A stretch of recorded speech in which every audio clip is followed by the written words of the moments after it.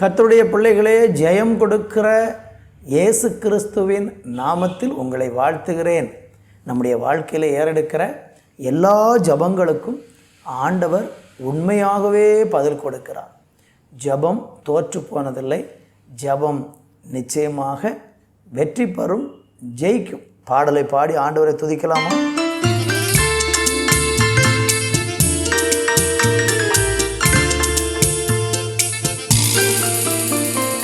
ஜபமே ஜெயம், ஜபமே ஜெயம், ஜபத்தால் ஜெயம் ஜெயமே.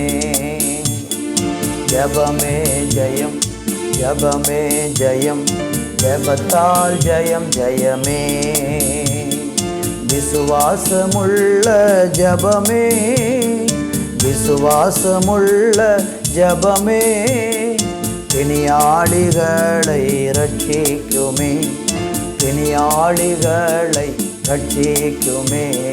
ஜபமே ஜெயம், ஜபமே ஜெயம், ஜபத்தால் ஜெயம் ஜெயமே.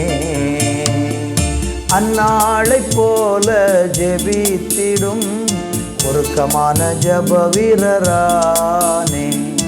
அந்நாளை போல ஜெபித்திடும் உருக்கமான ஜப வீரனானே. இரட்டிப்பான பங்கை பெற்றுக்கொண்டிட, இரட்டிப்பான பங்கை பெற்றுக்கொண்டிட, இரட்சகரிடம் நான் ஜெபித்திடுவேன், இரட்சகரிடம் நான் ஜெபித்திடுவேன். ஜபமே ஜெயம், ஜபமே ஜெயம், ஜபத்தால் ஜெயம் ஜெயமே. ஜபமே ஜெயம், ஜபமே ஜெயம், ஜபத்தால் ஜெயம் ஜெயமே. ஆண்டவரே, ஜெபம் எங்களுக்கு ஜெயத்தை தருகிறதற்காய் நன்றி. ஜெபித்த மனிதன் தோற்று போனதே இல்லை. ஜெபமே எங்கள் வாழ்க்கையில் ஜெயமாக மாறட்டும் அப்பா. எல்லாவற்றுக்காகவும் விண்ணப்பங்களையும் ஜெபங்களையும் ஏறெடுக்கிறவர்களாய் எங்களுடைய முழங்கால்களை முடக்கச் செய்யும். இயேசுவின் நாமத்தில் பிதாவே, ஆமேன், ஆமேன். ஆண்டவருடைய பிள்ளைகளே, இந்த நாளிலே நம்ம சங்கீதம் 66:20 தியானிக்க போகிறோம். அங்கு வேதம் சொல்லுகிறது, என் ஜபத்தை தள்ளாமலும் தமது கிருபையை என்னை விட்டு விலக்காமலும் இருந்த தேவனுக்கு ஸ்தோத்திரம் உண்டாவதாக. சங்கீதக்காரனுடைய ஒரு அனுபவம். அவர் என்ன சொல்றார்? என் ஜெபத்தை ஆண்டவர் தள்ளாமலும் தமது கிருபையை என்னை விட்டு விலக்காமலும் இருந்த தேவனுக்கு ஸ்தோத்திரம்.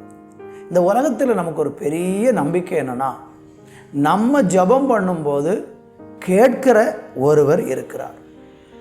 இன்னைக்கு நிறைய பேருக்கு பாருங்க, பிரச்சனை என்னன்னா, அவங்க பேசும்போது கேட்கறதுக்கு ஆள் இல்லை. அவங்க கவலைகளை சொல்லுவதற்கு நிறைய இருக்கிறது. உள்ளம் அப்படியே கவலைனாலும் துக்கத்தினாலும் அப்படி நிரம்பி இருக்கிறது.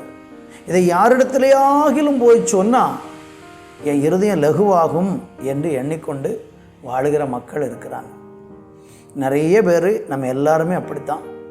இருதயத்தில் வேதனைகள் பெருகும்போது அதை யார்கிட்டையாவது சொல்லி அழுதாச்சுன்னா நம்முடைய மனம் ஆறுதல் அடைஞ்சிரும் அப்படிங்கிற ஒரு நம்பிக்கை தான் இன்றைக்கு நிறைய பேருக்கு இருக்கிறது. அதுதான் உண்மையும் கூட. நம்ம இருதயத்தை மனவிட்டு யார்கிட்டையாகிலும் நம்ம துக்கங்களை பிரச்சனைகளை சொல்லி பேசினா நமக்கு இளைப்பாறுதல் கிடைக்கும் அப்படிங்கிற அந்த எண்ணம் உண்மையிலே நல்ல எண்ணம் தான்.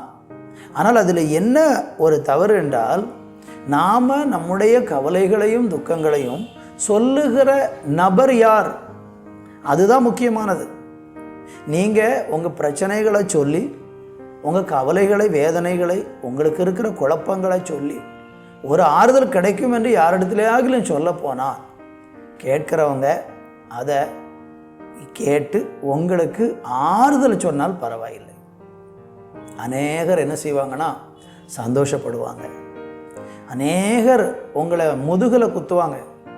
இவனுக்கு இப்படி வரணும், இவனுக்கு இப்படி நடக்கணும், இப்படி சொல்லுவாங்க.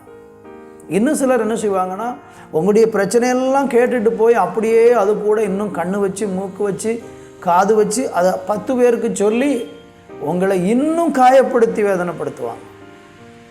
அதனால் இந்த உலகத்தில் நம்முடைய எல்லா கவலைகளையும் துக்கங்களையும் மனவிட்டு சொல்லுகிற ஒரே ஒரு இடம் இருக்கிறது, அது ஆண்டவருடைய சமூகம் மட்டும்தான்.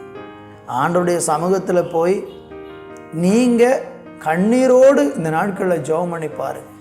அவர் நம்முடைய விண்ணப்பத்தை தள்ளாமலும் கிருபையை நம்மளை விட்டு விலக்காமலும் இருப்பார். ஆண்டவரிடத்தில் ஜெபிக்கிற எல்லா ஜெபமும் பொறுமையோடு அவர் கேட்பார். எத்தனை மணி நேரம் நீங்கள் அழுதாலும், எவ்வளவு நேரம் நீங்கள் அவர்கிட்ட பேசி கொண்டிருந்தாலும், இல்லை எனக்கு நேரம் இல்லை, அப்புறம் உங்கள்கிட்ட கேட்க வரேன் அப்படி சொல்லி உங்களை தள்ளாமல், உங்களை உதறி விடாமல் பொறுமையோடு நீங்கள் சொல்வதெல்லாம் கேட்டு உங்களுடைய கண்ணீருக்கு பதில் கொடுத்து உங்களை தூக்கி தேற்றி நடத்துகிற தேவன். உங்கள் துக்கத்தை அவர் சந்தோஷமாக மாற்றி ஆசீர்வதிக்கிற தேவனாக இருக்கிறார். ஆதலால் அன்பு தேவ பிள்ளைகளே, யாரிடத்துலையும் சொல்ல எனக்கு வழி இல்லைன்னு நினைக்கிறீங்களா? ஒரு இடம் இருக்கிறது. மனம் திறந்து சொல்லலாம், எல்லாவற்றையும் சொல்லலாம், ரகசியங்களை சொல்லலாம், வெளியே சொல்ல முடியாத பிரச்சனையை அவர்கிட்ட அழுது சொல்லலாம். இருதயம் லகுவாகும், கிருபையை விலக்க மாட்டார், விண்ணப்பத்தை தள்ள மாட்டார். ஜெபிக்கலாமா? நல்ல தகப்பனே, எங்களுடைய ஜெபங்கள், எங்களுடைய விண்ணப்பங்கள் எதையும் தள்ளாமல் ஏற்றுக்கொண்டு கேட்டுக்கொண்டு எங்களை ஆசீர்வதிக்கிற உங்கள் நல்ல தயவுக்காய் கிருபைக்காய் நன்றி. தொடர்ந்து ஆசீர்வதி. இயேசுவின் நாமத்தில் பிதாவே. ஆமென். ஆமென்.